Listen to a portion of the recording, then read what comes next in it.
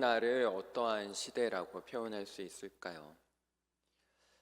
감사가 사라진 시대가 아닐까 싶습니다. 여러분, 요즘 누군가에게 감사를 표현해 본 적이 있습니까?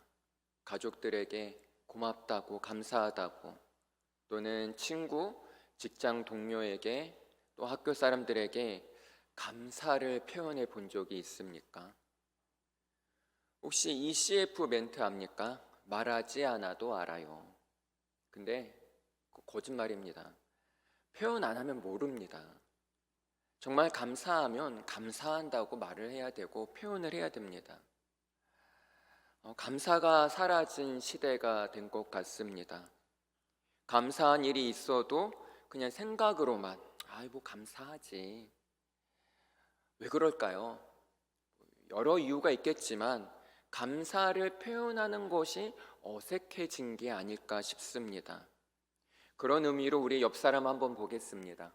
오늘 목장 또 시상도 하고 그랬으니까 옆 사람 보면서 감사합니다. 또 한 번 더 수고했습니다. 네. 이렇게 우리가 옆 사람과 계속 감사를 표현하고 위로하고 격려해주는 좀 그러한 공동체가 되었으면 좋겠습니다. 우리가 잘 부르는 찬양 중에 은혜 아니면 살아갈 수가 없네 라는 찬양이 있죠. 네, 은혜 아니면 살아갈 수가 없네. 이 찬양의 고백을 어떻게 우리가 표현할 수 있을까요? 날마다 우리에게 은혜 베푸시는 하나님은 우리가 어떻게 감사를 표현하기 원하실까요? 오늘 한번 이것을 좀 생각해 봤으면 좋겠습니다. 오늘의 포인트는 감사입니다. 오늘 본문 말씀은 어떻습니까? 10명의 나병 환자가 등장합니다. 한센병이라고 하고 이 병은 살이 썩어서 문드러지고 살점이 뚝뚝 떨어져 나가는 정말로 너무나도 부정한 병입니다. 이 10명의 나병 환자들이 멀리 떨어져서 예수님께 부르짖습니다. 왜냐하면 그 당시에 나병 환자는 부정한 걸로 여겼기 때문에 일반인들에게 가까이 갈 수가 없습니다. 늘 이들은 멀리 떨어져 있어야 했습니다. 그래서 이 나병 10명이 멀리 떨어져서 예수님께 부르짖습니다. 13절에 이렇게 얘기합니다. 우리 13절 말씀 함께 읽겠습니다. 소리를 높여 이르되 예수 선생님이여 우리를 불쌍히 여기소서 하거늘. 뭐라고 하나요? 예수 선생님이여 불쌍히 여겨달라고 합니다. 불쌍히 여겨달라는 것은 고쳐달라는 것과 같은 의미입니다. 구약에서는 나병은 너무나도 부정한 병으로 여겼기 때문에 하나님만 고칠 수 있는 불치병으로 여겼습니다. 그런데 이 나병 환자들이 예수님께 간청한다라는 건 뭐예요? 예수님이 하나님의 능력을 행하는 분이라는 것을 믿었다라는 겁니다. 자, 그러면 예수님은 그 10명의 나병 환자들에게 뭐라고 말씀하실까요? 믿음대로 될지어다 깨끗함을 받으라 이렇게 말씀하실까요? 14절 말씀 보시고 이르시되 가서 누구에게? 제사장들에게 너희 몸을 보이라 하셨더니 그들이 가다가 깨끗함을 받은지라. 예수님이 나병 환자들에게 내뱉은 첫 마디 누구에게? 제사장에게 너희 몸을 보이라. 왜 그러실까요? 굳이 예수님 그렇게 하실 필요 없고 그냥 말씀으로만 낫게 해주실 수 있는데 왜 굳이 제사장에게까지 가라고 하실까요? 여러분, 그 당시에는 절차가 있습니다. 병이 나으면 제사장에게 확인을 받아야 돼요. 이 나병은 저주받은 병으로 여겼기 때문에 제사장이 선포를 해줘야 됩니다. 이 사람 이제는 정결하다고. 그래서 제사장에게 확인을 받아야 합니다. 이 제사장에게 검증 절차를 거친 후 완치 판정을 받으면 다시 그 사회의 공동체로 복귀가 가능하게 됩니다. 예수님은 나병 환자들이 치유받는 과정보다 사회로 다시 그 공동체로 회복되는 것에 관심을 두고 계십니다. 이 부분을 한번 우리 적용해 봤으면 좋겠어요.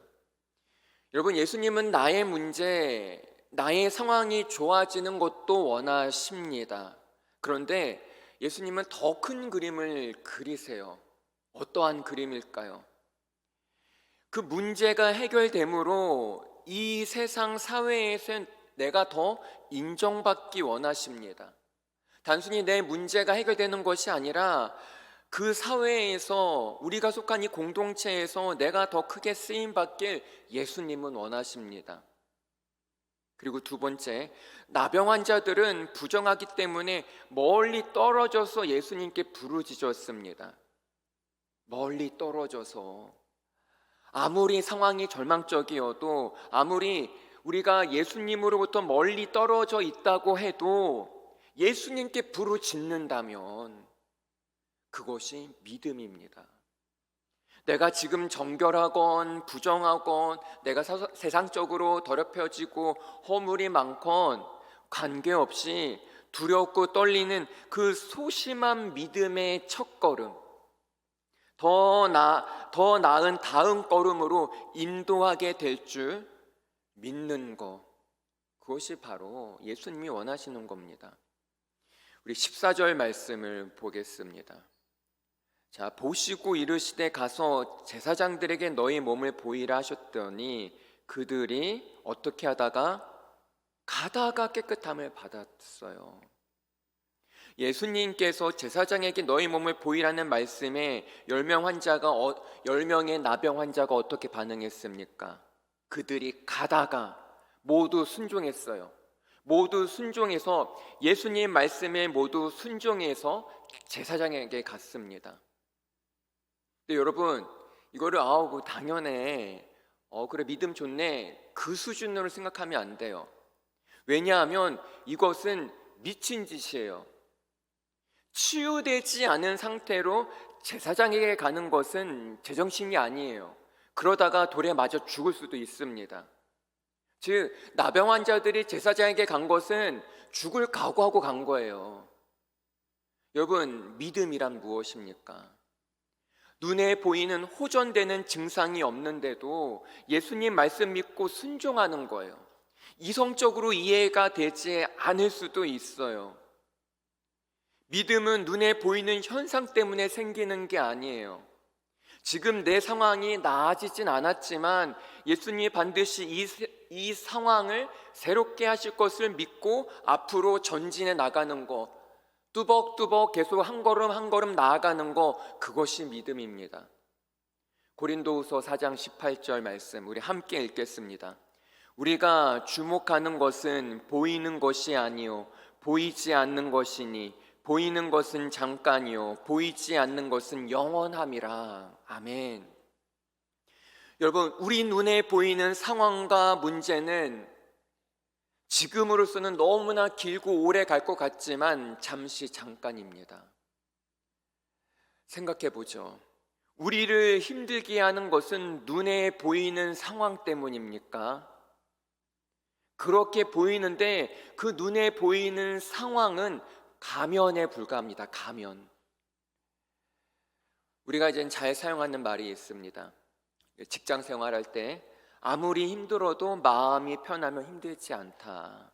그렇잖아요. 직장 생활하면서 일이 아무리 힘들어도 사람들과의 관계가 좋고 돈독하면은 할만합니다. 그런데 일이 아무리 편해도 그 직장 상사, 동료 관계가 너무 힘들면 또 살아남을 수가 없습니다. 여러분, 어려움이 닥쳐도 마음에 여유 있으면 문제되지 않아요.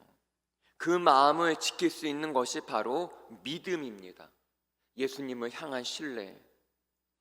믿음으로 보이는 것을 극복해 나가는 믿음의 청년이 되길 간절히 축원합니다. 나병 환자 10명이 모두 고침을 받았습니다. 어떻게 고침을 받았나요? 믿음으로 고침을 받았습니다. 자, 이제 근데 여기서부터가 중요합니다. 10명이 다 고침을 받았어요. 믿음으로 고침을 받았습니다. 자, 그러면 그 10명 중에 감사를 표현한 사람은 몇 명일까요? 15절, 16절 말씀 우리 함께 읽겠습니다.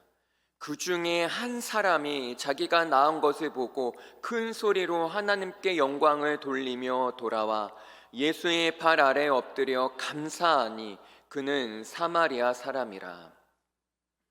10명이 고침받았는데 예수님께 감사를 표현한 사람은 몇 명입니까?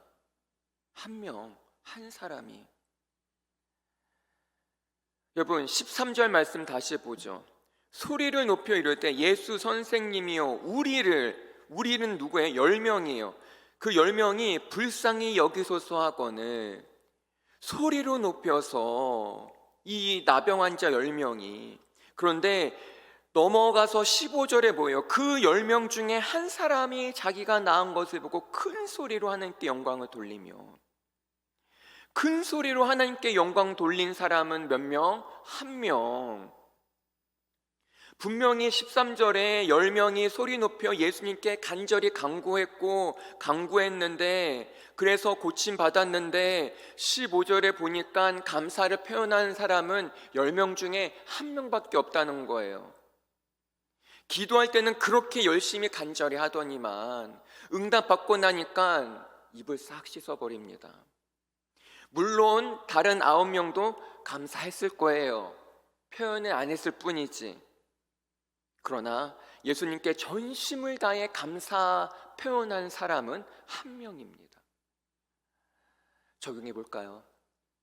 많은 청년들이 시험을 준비하고 직장을, 진로를 준비하면서 열심히 기도합니다. 나중에 훗날 그 길이 열리고 얼마나 감사를 표현합니까? 혹시 우리도 그 9명이 포함되는 거 아닙니까? 감사하지. 잠깐 그 순간만 반짝 감사하고 있지는 않습니까? 앞길이 열리기 위해 그렇게 열심히 몇 날, 며칠, 몇 년 기도하고 준비했는데 그 길이 열리고 나서도 그것에 대한 감사의 표현을 얼마나 계속 꾸준히 감사하고 있는지. 시험 준비할 때 간절히 합니다. 신앙생활 열심히 합니다. 합격 후 그 간절함이 사라지지 않는지, 그 신앙의 열정이 사그라들진 않는지, 다시 원상태로 돌아오는 건 아닌지. 간구 기도는 간절하게 오래 하면서 감사의 표현은 얼마나 하고 있습니까? 그래서 여러분, 믿음의 완성은 감사입니다. 감사란 뭔가요? 하나도 당연한 거 없고 처음부터 끝까지 철저하게 주님의 은혜임을 고백하는 겁니다. 큰 소리로만 긍휼을 베풀어 달라고 기도할 줄만 알고 큰 소리로 영광 돌리고 감사할 줄 모르는 인생이 되지 않았으면 좋겠습니다. 골로새서 4장 2절 말씀입니다. 우리 함께 읽겠습니다.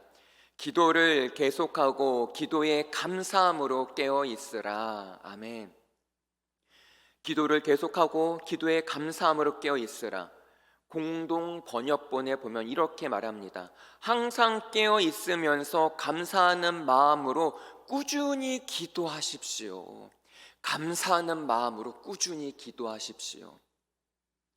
감사는 좋은 일 생길 때 한 번 반짝 일회성으로 하는 게 아니에요. 감사는 어떻게 하는 거예요? 꾸준히 하는 겁니다. 마음으로만 감사하지 마세요. 감사는 구체적으로 표현하는 거예요. 다른 일보다 감사하는 일에 앞세울 때 진짜 감사, 찐 감사입니다.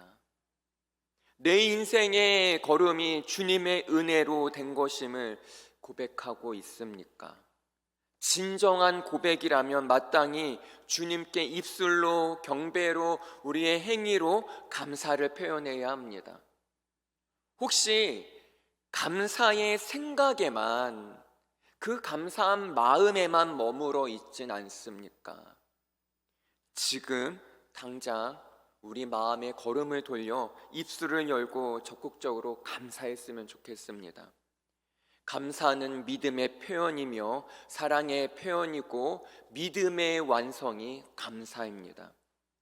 예수님은 고침받은 그 9명이 아닌 감사를 돌린 그 한 사람에게만 무엇을 선포하시나요? 구원을 선포하십니다. 19절 말씀 함께 읽겠습니다. 그에게 이르시되 일어나 가라, 내 믿음이 너를 구원하였느니라 하시더라. 자, 그러니까 예수님은 10명이 병 낫는 거 그것만이 목적이 아니고 구원이 목적이었어요. 그런데 정작 구원받은 사람은 몇 명? 한 명이에요. 여러분, NIV 성경 보니까 이 구원을 WELL로 표현합니다. 뭐예요? 너를 잘 되게 했다. 오늘날 동일하게 감사의 고백을 하는 우리에게 주님은 말씀하십니다. 나를 절대적으로 신뢰하는 그 믿음의 감사가 너를 잘 되게 했다. 아멘, 아멘. 언제나 우리의 입술에 감사가 넘치길 축원합니다. 그냥 마음속으로 감사하지 그것이 아니라 주님 감사합니다. 그 고백 또한 주위 사람들한테 오 고마워 감사합니다. 그 감사가 넘치길 축원합니다. 그래서 모든 불평, 원망, 부정적인 마음 다 사라지고 걱정, 근심 다 사라지고 감사의 고백을 통해서 찬양이 넘치길 소망합니다. 그래서 우리 청년부가 희망의 공동체, 위로의 공동체, 감사의 공동체가 되게 간절히 축원합니다. 기도하겠습니다. 하나님, 그렇습니다. 어느덧 감사가 사라진 시대가 되었습니다. 감사할 조건들이 많고 감사한 분들이 많은데 마음으로만 생각으로만 감사를 할 뿐 표현을 하지 못합니다. 또한 주님께 받은 은혜 얼마나 많은지요. 그것을 우리가 얼마나 감사하고 표현하고 있는지 우리 자신을 돌아봅니다. 이제는 적극적으로 주님께 감사하고 영광 돌리고 찬양을 올려드리는 우리의 인생 되게 하여 주시옵소서. 그리하여 모든 부정적인 마음들, 걱정, 근심 다 사라지고 그럼에도 불구하고 주님을 찬양하고 그리 아니하실지라도 주님께 영광 돌리고 감사하는 우리 믿음의 공동체 되게 하여 주시옵소서. 우리 담임 목사님을 위해 기도합니다. 주님께서 피 묻은 손으로 우리 목사님 안수해 주셔서 모든 병균이 다 사라지게 해주시옵고 온전한 치유와 회복이 임하게 하여 주시옵소서. 감사합니다. 예수님의 이름으로 기도합니다. 아멘.